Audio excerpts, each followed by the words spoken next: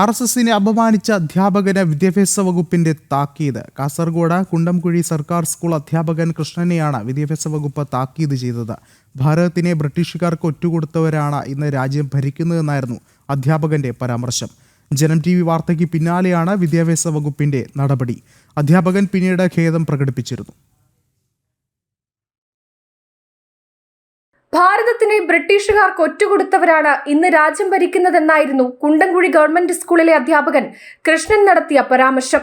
സ്വാതന്ത്ര്യദിനാഘോഷ പരിപാടിയിലായിരുന്നു അധ്യാപകൻ ഈ രീതിയിൽ കുട്ടികൾക്ക് സന്ദേശം നൽകിയത്. ഈ പരാമർശത്തിനെതിരെയാണ് കാസർഗോഡ് ഹിന്ദു ഐക്യവേദി ജില്ലാ വിദ്യാഭ്യാസ വകുപ്പിന് പരാതി നൽകിയത്. പരാതിയിന്മേൽ അന്വേഷണം നടത്തിയ വിദ്യാഭ്യാസ വകുപ്പ് അധ്യാപകന്റെ ഭാഗത്ത് വീഴ്ച സംഭവിച്ചിട്ടുണ്ടെന്ന് കണ്ടെത്തി.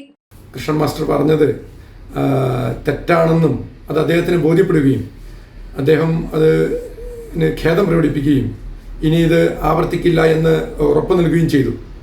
അതിൻ്റെ അടിസ്ഥാനത്തിൽ വിദ്യാഭ്യാസ വകുപ്പ്, ജില്ലാ വിദ്യാഭ്യാസ വകുപ്പ് ഇത്തരം വീഴ്ചകൾ ഇനി തുടർന്നും ആവർത്തിച്ചാൽ കർശനമായ അച്ചടക്ക നടപടി സ്വീകരിക്കുമെന്നും അദ്ദേഹത്തിന് മുന്നറിയിപ്പ് നൽകുകയുണ്ടായി. ഇനി ഒരു വിദ്യാലയത്തിലും ഇത്തരത്തിൽ അധ്യാപകർ തനി രാഷ്ട്രീയം പറയാതെ രാഷ്ട്രത്തിന് വേണ്ടി, ദേശീയതയ്ക്ക് വേണ്ടി ഊന്നൽ നൽകണം എന്ന് തന്നെയാണ് ഹിന്ദു ഐക്യവേദിക്ക് പറയാനുള്ളത്.